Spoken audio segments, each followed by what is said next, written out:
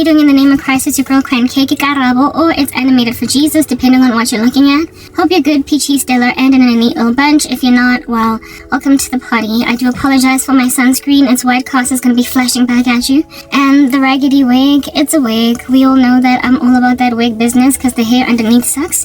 But hey, it is what it is. Okay, look, y'all. The hair underneath needs unraveling. I need to remove the braids underneath and redo them, but that's irrelevant. People are in danger. Look, okay, I made a vow with Jesus Christ recently because I knew that I needed to. I'm trying very hard to rock up gentle in my messages and not really kind of throw my toys out the cart, because I'm dealing with a lot of spiritual war.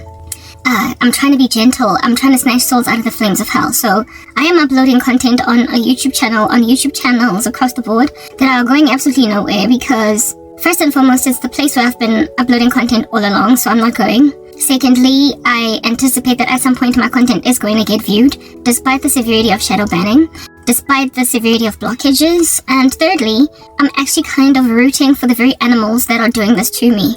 Okay, the very people that are shadow banning me, closing me apart.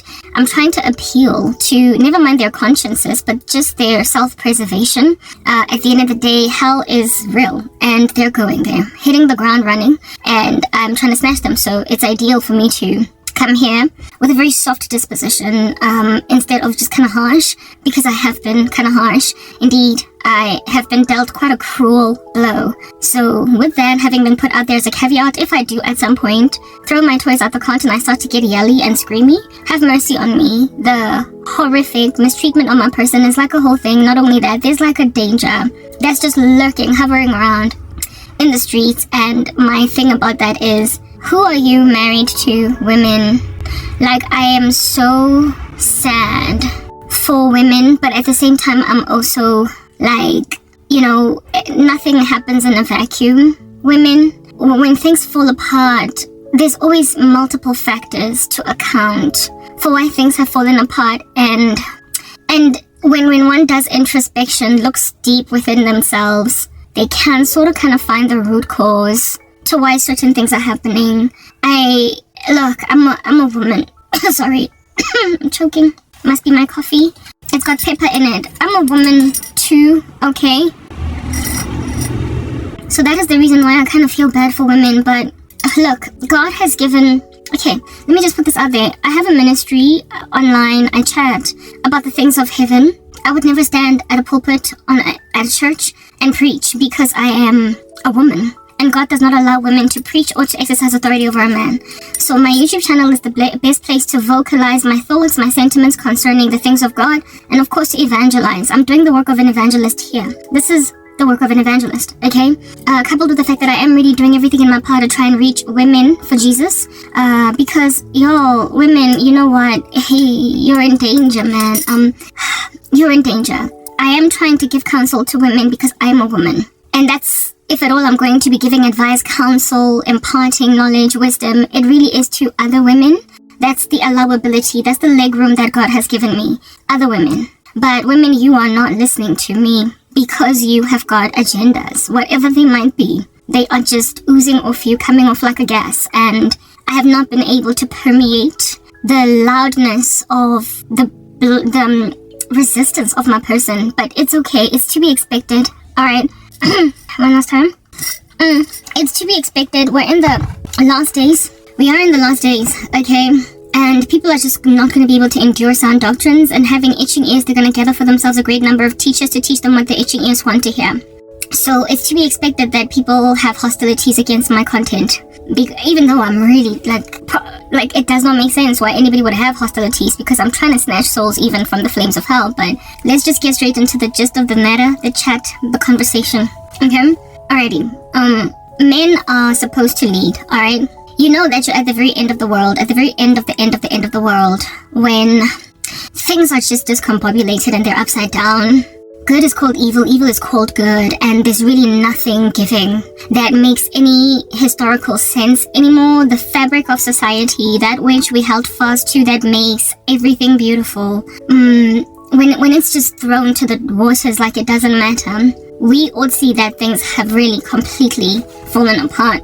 So the judgment on Adam was that he would try to rule Eve. And Eve, her judgment was that her desire from now on will be for her husband. When people are not born again,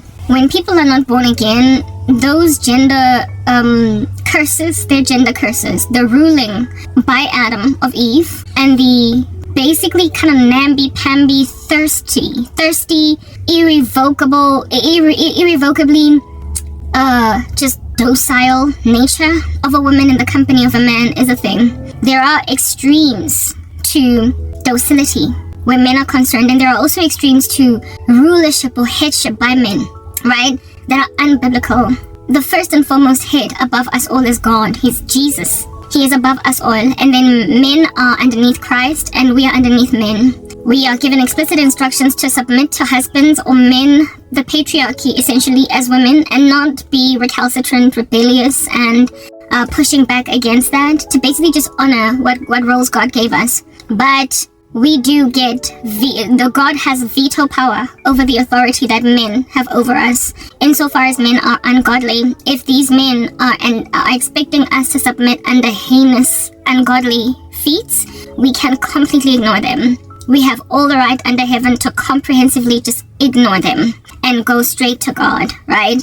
But men do feel an inherent sense of ownership to the submission of women. They feel ownership to it. They feel like they're the rightful title deed owners to it, and indeed they are.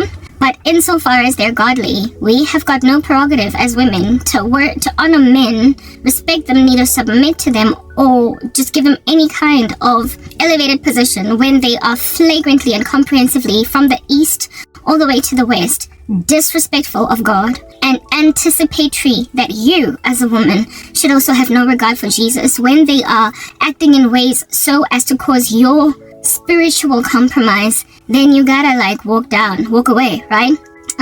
Similarly too, men don't owe women coverage or adoration or respect or acknowledgement or even chivalry when these women are just flagrant, blatant, comprehensive ignorers of God, what the Lord will have them do. So in other words, men are not to protect a lying, thieving, licentious, sensual, just abrupt, Medusa sort of kind of woman. They don't have to protect that woman, because to protect a woman whose head has got snakes for hair is to do that at the peril of sober women, and therefore the destruction of society at large. Destructive women who are cantankerous and who have no respect for gender roles in the sight of Christ are destructive to society at large. They teach other women trash, essentially. They inspire women to adore manipulation, smooth speak, butter tongues. They tell other women to pride themselves in their sexuality sufficiently enough for them to end up extremely sexually proclivious, promiscuous, long story short. They teach other women trash, and therefore have removed from themselves the protections that the patriarchy award women. They should be enemies of men, regarded as such, received as hostiles when they're in the room. They do not get to have the same protections under the patriarchy as women who are sober and respectful of rules, right? And who are sober and respectful of God and his piety and what he has to say about our piety. Because if these men ubiquitously and indiscriminately just protect both godly and ungodly women in the same blanket, we, as godly women, don't have an avenue of escape. We cannot breathe. We cannot breathe because these Jezebels will literally consume us whole. Do you understand? They eat us whole. They are louder, so their voices are far more readily heard. And they are more influential because they tend to operate with that which is shiny, it is ornate, it is seemly, it's comely, it's attractive, it's instant gratification, and mankind, being that we are born dead in trespasses and sins, naturally gravitate towards instant gratification and ill-gotten gain. Okay? So therefore, they tend to get our daughters fast and furious before we can get our daughters. They get our sisters first. They get the ears of other women easier. It is therefore the responsibility of men to essentially protect sober girls from crazy ones, because women can be bridled by nothing but the enforced authority of men. that they walk in responsibly that God has given them. When men essentially put their feet down, women gotta sit, okay? They have to sit. Even the most androgynous of women will sit under a successful patriarch. That's what I'm getting at. God has given them that superpower, if you will. And so there is an inherent suggestion in the the authority awarded men by God. There is an implied understanding there that men can successfully bring order to society insofar as they are godly, even in the ecosystems of really treacherous women. Okay? But when we are now chilling, as we are now chilling in these last days, alright, there is a discombobulation, a confounding, if you will, of all that which has kept our society together, not with sticky tape, but with the holiness of God, with the very fortifying, solidifying structures of God. It's all just falling apart. Men, therefore, very unfortunately, are in support of bad girls, and they are thriving as a result at the expense of good girls. And good girls are at the mercy of, never mind bad girls, but bad men too. So there's literally no escape. All of us who are trying to do a better thing are in a severity of trouble. There is no safety for the good girl or for the godly girl, for the respectful girl, the woman that understands how things should be done, be she in the world or in Christ. There's always there are some women that from the very get-go, man, like they have no respect for anything. And then there are some girls that even before they come to Christ, they just kind of get stuff, okay? Like they kind of get it. And they want to hold fast to those traditional old school roles. And with us being lorded over with an iron fist by ungodly men who desire rudimentary authority given them by God to essentially run a household, we are in trouble as women who are better than most. If I'm sorry to have to use that terminology, but frankly, when we have not fallen apart from the sting of feminism, we are better than most women, and we are sadly in so much danger because of that curse on Adam. You are going to want to rule your wife, and that curse on Eve. You are going to be on a severity of thirst where a man is concerned, to a point even of potentially ignoring what God has to say. Just a worship of a man instead of an honor of him above God.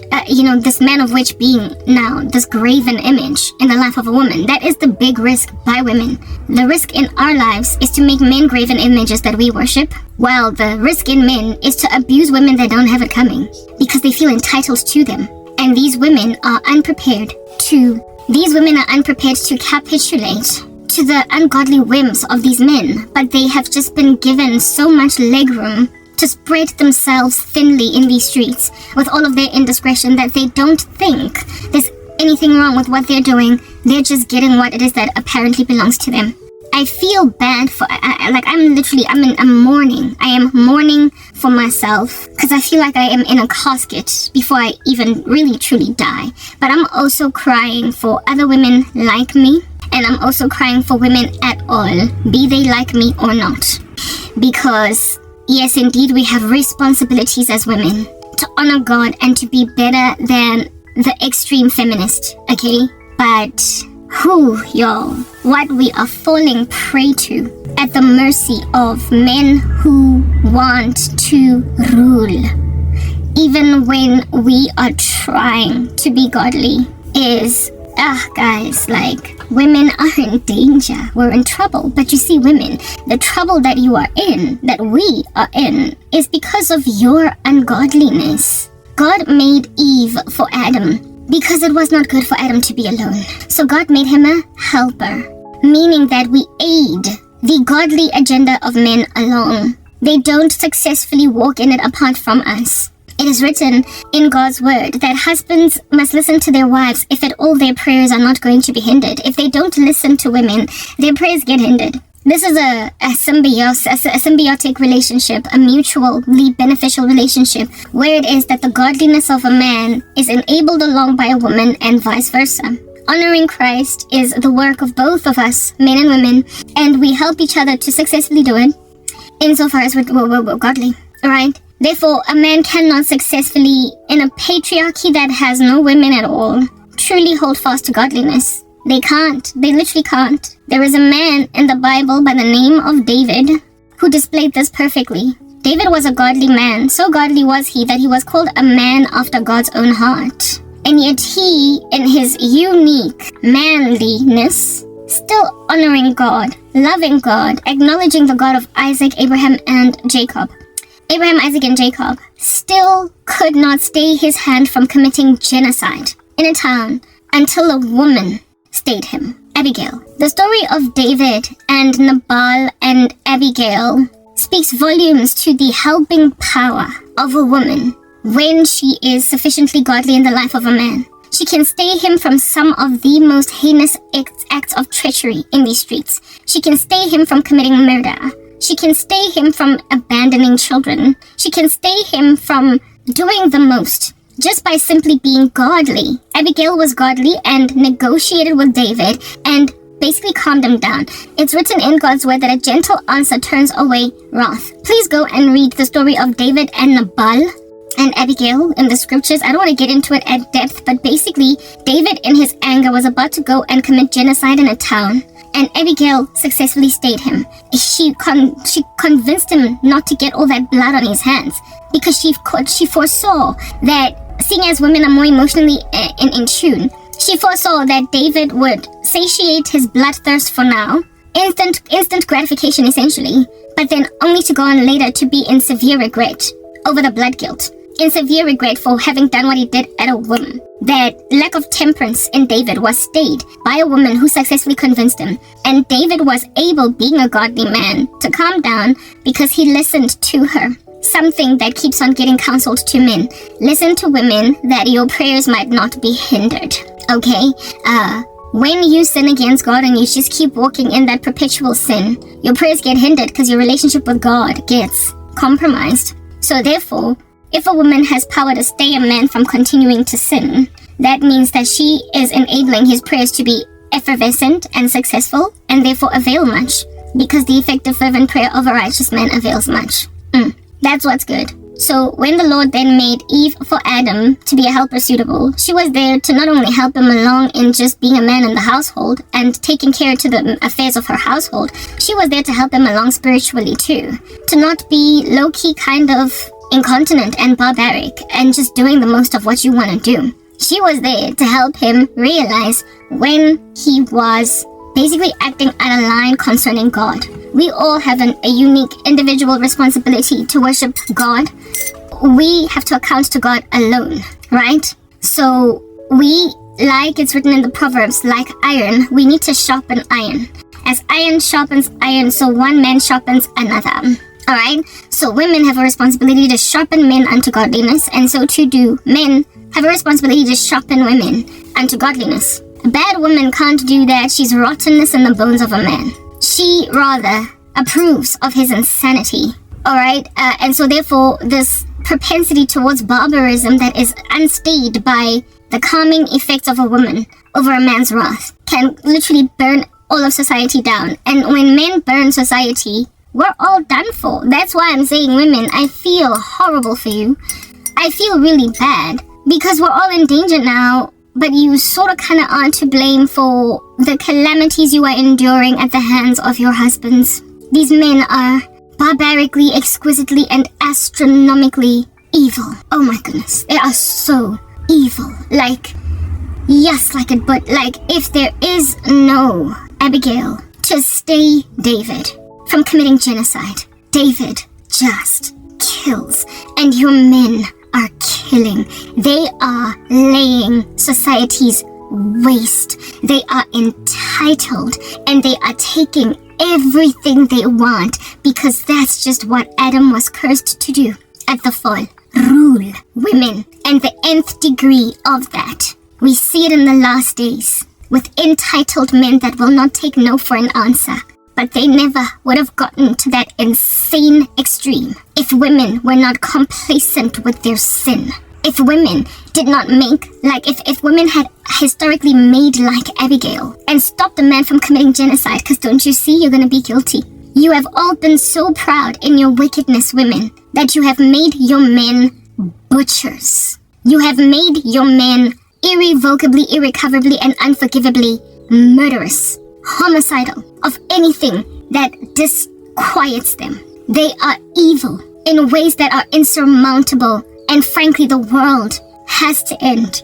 To salvage the remnant of men and women that are still sober, it's getting smaller and smaller. And to also save you women from continuing, to drop like dominoes, wasted, souls exsanguinated from out of your bodies prematurely by these men who just take what they want because they have allowed themselves to get so devastatingly evil that they could not even attach a conscience to filthy feats that they walk in. Bafazi Nyanzwela, I feel sorry for you, even though you did this to yourselves, and I am not only feeling sorry for you, but now I'm a victim. I'm a victim now by, like, this here is like shrapnel that flies at the sight of an explosion that goes and hits the heart of someone that was very far away from the explosion, but the shards, the shrapnel just went and sprayed this radius until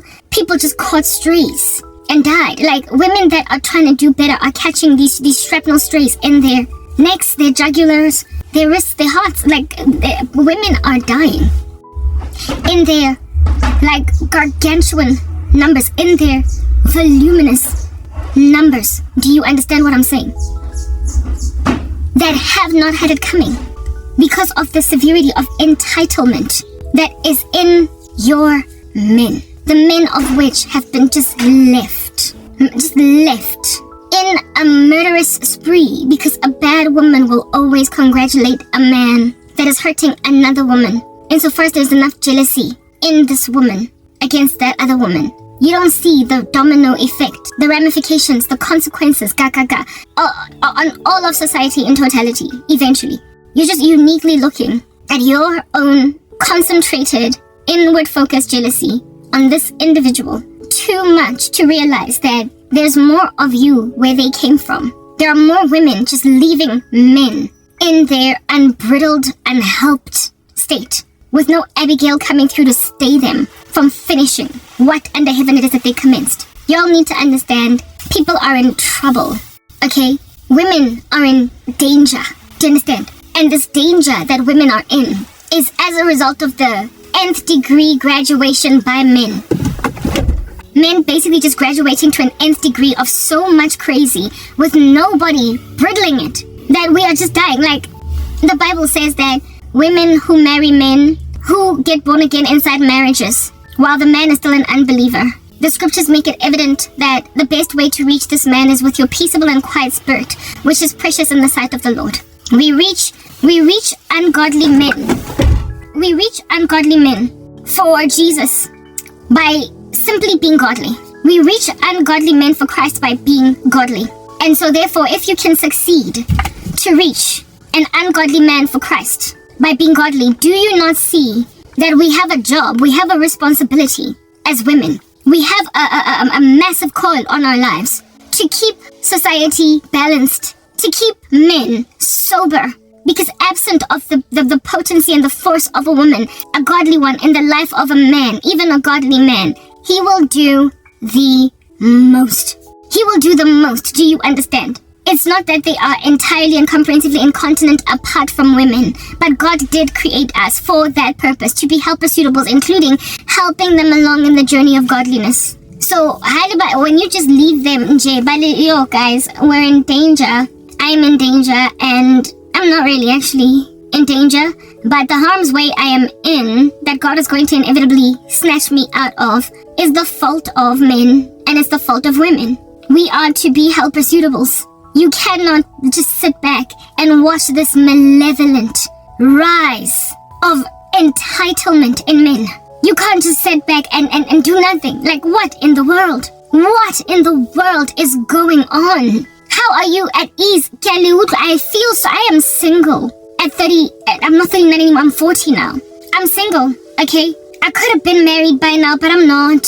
And I am starting to wake up to realize that what in the world would I have married if I had married without coming to these convictions. What would end up being, guys, I feel bad for you women.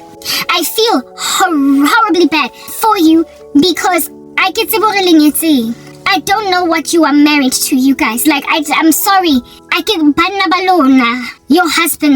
Your husbands, the men that you are dating, that you are marrying, are just so evil. Like, I don't know what's going on. But all I know is that ntho eng tateletseng morao ase monna o single ase banna ba single ke banna ba. Okay, I needed to use the bathroom. I'm relieved now. Yes, the thing that is costing me any kind of peace are not single men, it's married men. It's your husbands. And while that can cause you as women to be like proper women, that's the problem. Like, hey, women want to be loved, okay? We understand that in this world, there are women bas nang maintsaya woman. But they're all over. They don't care. Your husband karing eshay nang kaufel. Utla shela some chick in the office, and this chick, just insofar as it's convenient for her somehow, umupatala rente or whatever, she will be happy to go and crush your soul. But understand this, on the come up, please, like, can we have a discussion? Out of schemes like kaufela sa di chomi. High school, university, wherever it is that I was at, out of all the women that I hung out with, there isn't even one, not even one. I literally cannot account for, actually no, I stand corrected, only one. Yeah, there we go. There was only one.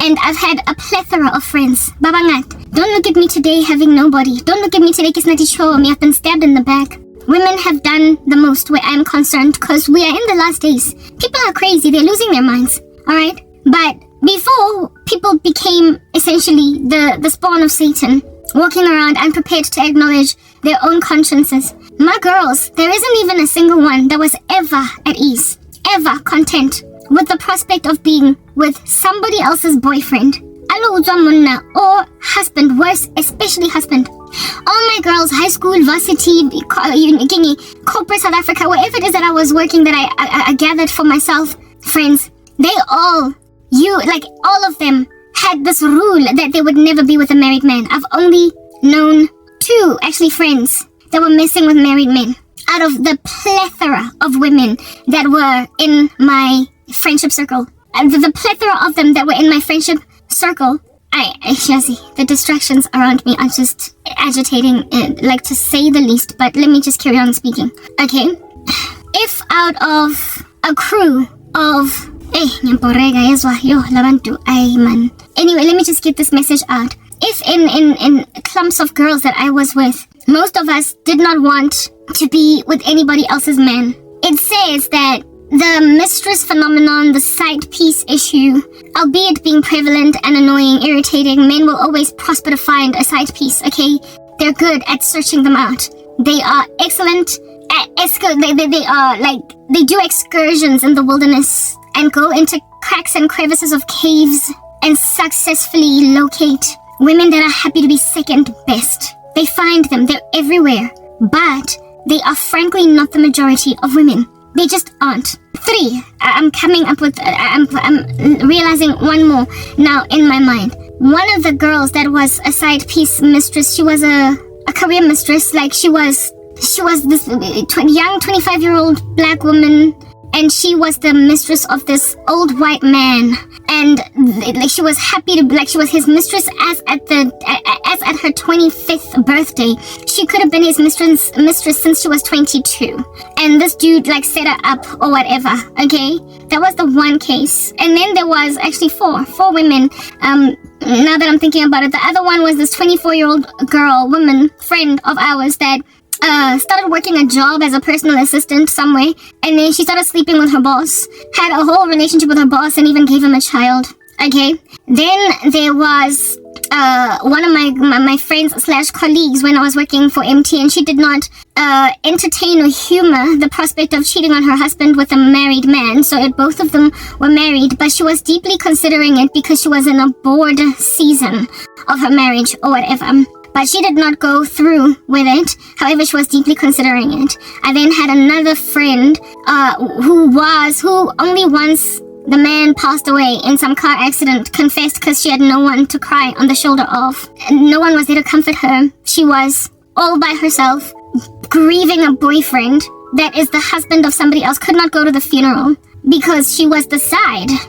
So she had to mourn by herself, and eventually she broke out and said, Grabo, I have something to tell you. And I was there to comfort her for the loss of her boyfriend, right? Why did that friend of ours decide not to speak even about her affair? It's because she was among those that held fast at some point to the fact that she'd never be with a married man. She was, however, seduced sufficiently enough to end up accommodating one, dated one who then died on her, and bereft, she then opened up. Out of like all the many ladies that I had for friends, there were just those 4. Right? Now, again, the very same thing that I'm speaking about, that one woman whose boyfriend, who was a married man, passed away on her, is the very reason why most women are just unprepared to go out like that. That's the reason why they won't go out like that. Second best, God, He created men and women to be different in essence and function, right? What needs to be comprehended is that women need love. We need to be loved. And when we are loved, we feel secure, we feel ensconced. That's why women settle so very much, unfortunately, for being direchte. In that a guy has, a rechte would be like a main chick. In that a guy literally will confess to you in your face that he's got 5 other women, but you're the main one. That's why so many women are happy to accept that. Take it in their stride. Because the importance of being regarded as the one woman that a man can't afford to lose, that he has essentially said base camp at, is that valuable to a woman, enough for her to settle when a man that does not want to exercise self-control over his loins, to settle for him calling her main. We just take it, okay? If you think about the movie Baby Boy Taraji, was told the same thing by Tyrese. Yeah, I sleep with other women, but you're the one and I'm probably gonna marry you. Women are just running with that all over the show, and the reason why that's the case is because God made us to desire love from men, and our desire from now on will be for our husbands. And the Bible says that men love your wives the way that Christ loved the church, whereas with men it's respect, right? Women respect your husbands. So men thrive on respect, honor, elevation, while women thrive on that protected, ensconced space of love. Therefore, it's hard, like no man's business. I would imagine, I've never been a side piece. I would imagine how rough it must be to be second to a man, third, fourth, or fifth. So when I was on the come up, many of the women that were my friends personally, we had made vows with ourselves that we would never be with married men. And those who ended up capitulating to that, frankly, capitulated. They settled. They left themselves to do that. But it was not first choice. They did not go out seeking out a married man. They fell for one. They got seduced by one, and so ran with one because of that seduction. But they were not actively going out of their way to fish them out. Nobody wants to spend the next day after a man's birthday with him instead of his actual birthday. Nobody wants to be given what time of day to call a man. Nobody, because you can't just call him at whatever time. Nobody wants to be constantly booked into hotels instead of you see a man's apartment. Nobody wants to be seen on the 26th of December instead of Christmas, because the guy is busy spending Christmas with his wife and kids. Nobody wants to be spending important holidays, you get my point. But like the next day, or you get the second week of his leave while the wife has the first. Nobody wants a man standing up to go and answer a phone because you know that you're a mistress. Women want love. Women need love. And so because women want and need love, they tend to be generally avoidant of not having the dominant position in the life of a man. So to settle for being a side piece or a mistress it's largely not a woman's first choice. And on the come up, when I was coming up, most of my girls would never go out like that. Like, they rejected men that had girlfriends and of course men that had wives. And I only know of 4 women out of the plethora of women that I have encountered. I've only known 4 women who allowed themselves to be that thing, and their lives were difficult. The woman who was the baby mama of the what do you call this? The woman that was the baby mama of her boss, the one who was the personal assistant. Once she gave that man a baby, he was all cold and aloof towards her, and frankly also abusive. He used to hit her. He used to slap her and stuff like that. But she rode it out because he was paying for her apartment and her life was made ever so slightly comfortable by him. And so she just kind of rode out that situation, but she was unhappy. And on top of that, she was cheating on him. He was cheating on his wife with her, and she was cheating on him with regular other boys that could not quite afford her way. That's just the problem with the love of money. Do you understand what I'm saying? There's always just a disquiet, no rest, and you have to be the one waiting by a phone for a man to call you instead of you being freely able to communicate with your lover or whatever.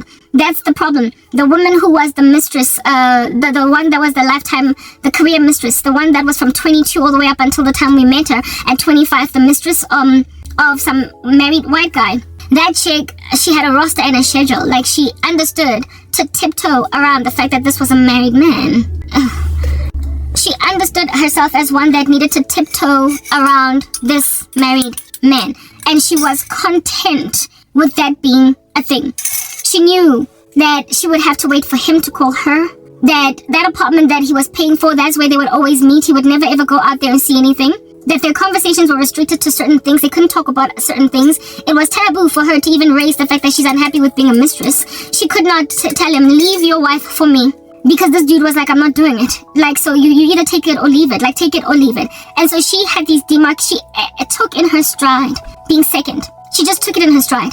Ultimately, that woman, I would come to learn later on, she went on right ahead to marry her own husband. I remember just thinking, okay, she's married to her own husband. How can she ever trust her husband when she was such a willing mistress for so many years at the expense of another woman?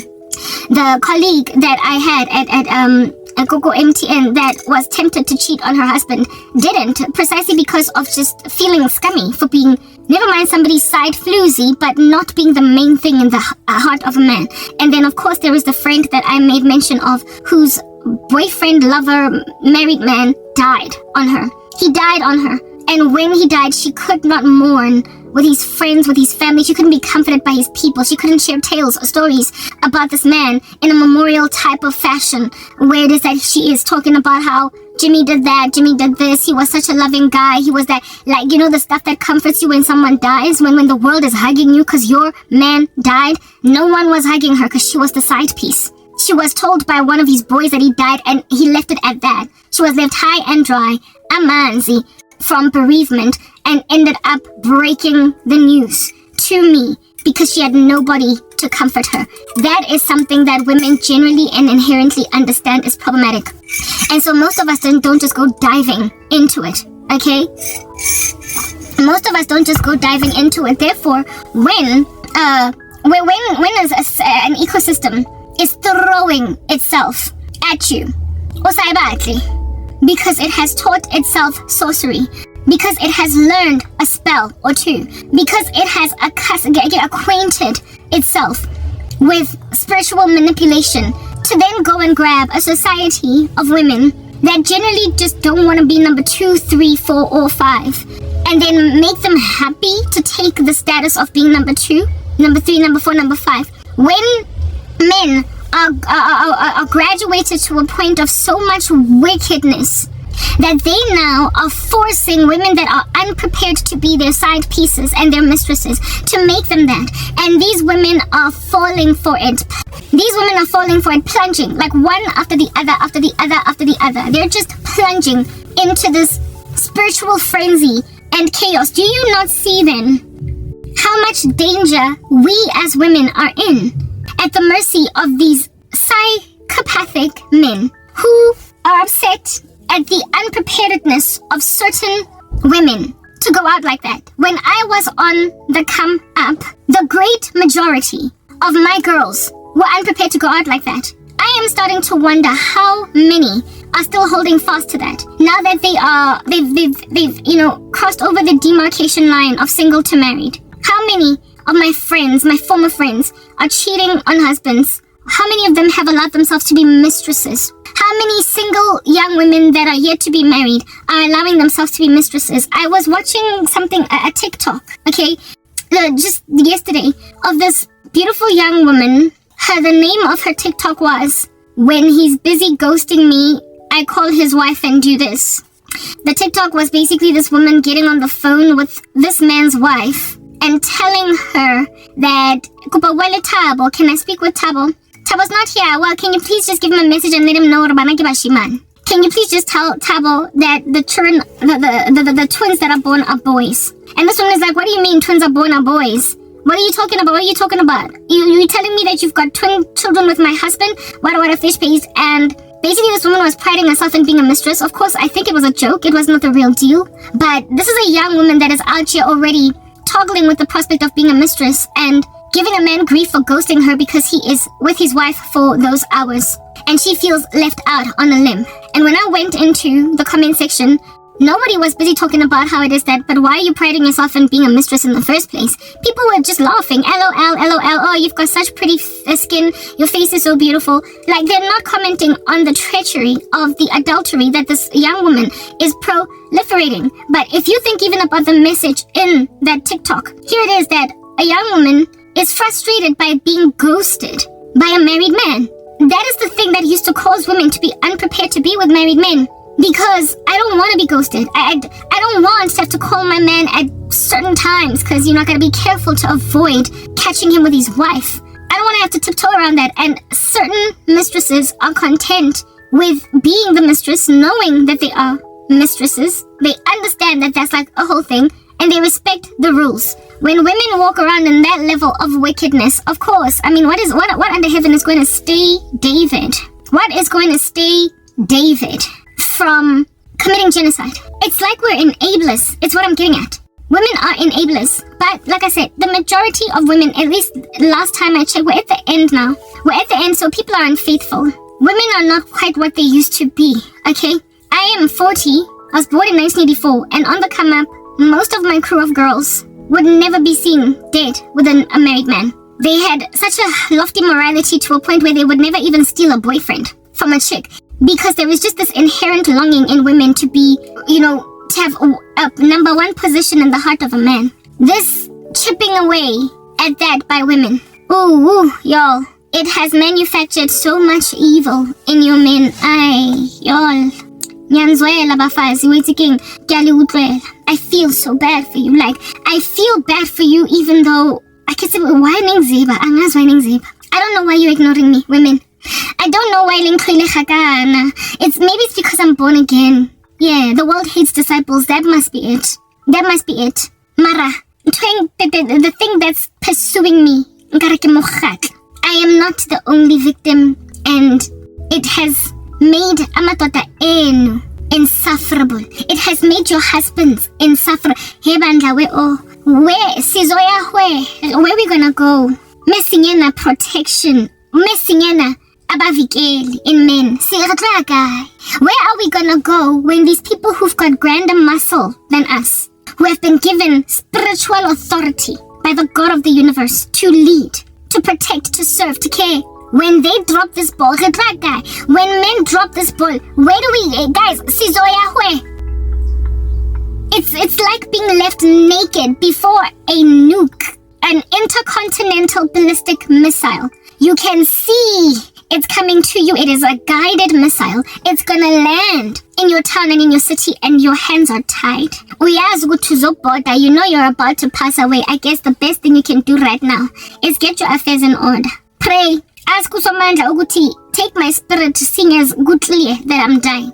Into your hands. Into your hands I commit my spirit. That's all you can do. When there's like an ICBM coming, targeting your region, you can't outrun that, girl. You can't. So you might as well just turn Zinji and seek the Lord's face to take your spirit into heaven, seeing as you're not gonna make it. Y'all have made me essentially say to God, into your hands I commit my spirit because I see the ICBM coming. Nyebon.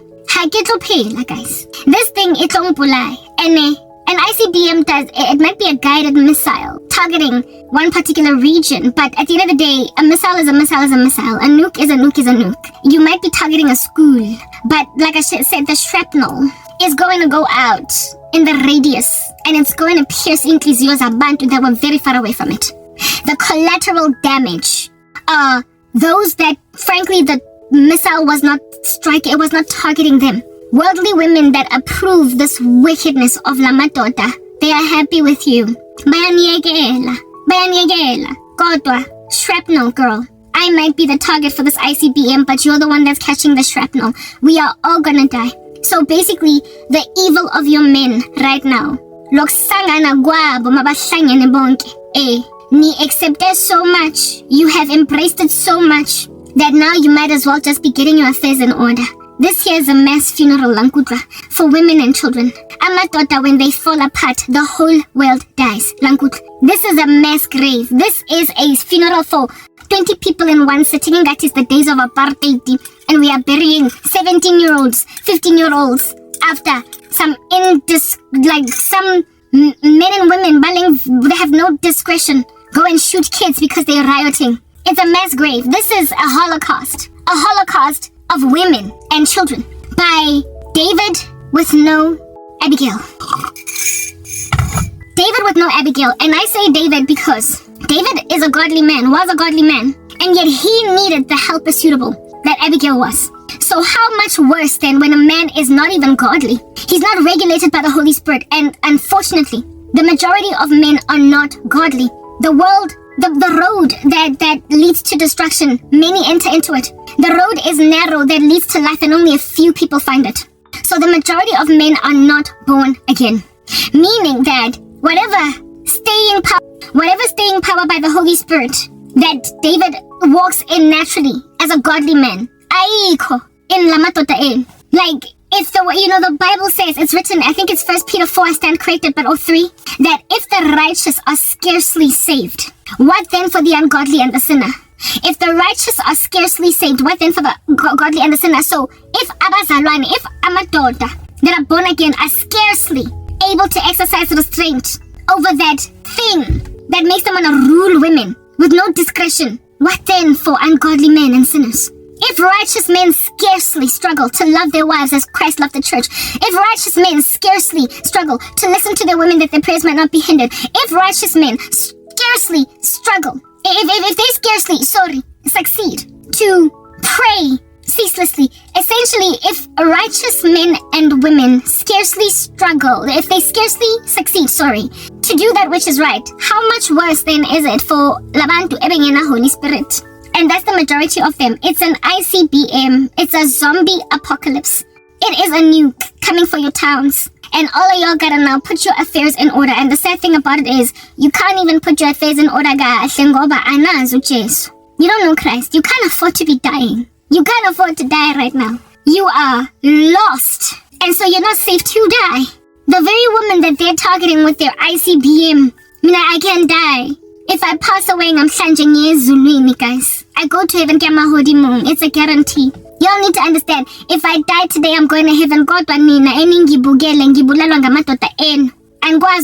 you can't, but you're the ones that are catching the shrapnel. You're the ones that are out here, literally, the collateral damage. Like the thing that these men are now, it's entitled. And the reason why they are so entitled is because, like I said, the curse on Adam is that you're going to want to rule your wife. But then Christ calls men and says that don't be harsh to Abba fans and we love them as Christ loved the church. So a man that gets born again is one that recognizes that I don't just get to do what I want to do. A woman then rocks up and is able to, be this helper suitable, this peaceable and quiet spirit that is so precious in the sight of the Lord that causes a man to not do the most when he can do the most. That's a godly space. An ungodly one, a man who wants to rule a woman, just goes and tries to rule. And some of you are just letting it happen. South Africa is actively, presently trying to proliferate a most rubbish thing. In the entertainment industry, they are encouraging polygamy. The very thing that breaks women and shatters them. The very thing that makes us unprepared to be number 2. They just put in the bias. When we were once walking, we come from a time when we had overcome men's insistence upon polygamy, and now they're taking us back to Shaka Zulu days. Bare foster polygamy, bare foster second wife, third wife, mistress, side piece, everton. Kabuloi, guys, mutagati with witchcraft, bare foster. They are not only proliferating it in the media, trying to make it look like it's okay, but they are forcing women to essentially walk in that which is inherently very hard for them to walk in. From now on, your desire will be for your husband. The thing that makes women fight each other, scratch each other's eyeballs out, is being shared by men. Women in the Bible who were shared by men just did not do right by either each other, or the one woman was always oppressed by the other. It does not work. That's why the Lord, when he calls men to the office of reverend, preacher, deacon, etc., he says he must be a husband of one wife, able to teach, above reproach, and his children must also be above reproach. Because God knows that there is something that compromises a man's character when he's got more than one wife. We know the indiscretion of David with Bathsheba. He had wives already at that stage, but he still messed up in that regard. Solomon, I don't have to tell you much about him. And he's how many? 300 wives and 400 wives and 300 concubines. Like, he was ridiculous. And what happened to him at the end of his life? A man that was considered the most wise, yet nonetheless in his death was deemed foolish. Because the indiscretion with his wives cost him discretion. It cost him the ability to essentially hold on to the clout he had. Solomon wrote the Song of Solomon. He wrote the Proverbs. Wisest man to ever live. And yet he walked in the very folly that he was counseling everybody not to. So he was essentially, to a certain extent, all talk and very little action. Many women mess a man up. They ruin men. Many women ruin men. Men who have only ever had one wife far excel in their ability to run a household, a church, whatever. Men busy in polygamy, and men who are in polygamy can't even have a church. They're not allowed to, according to God.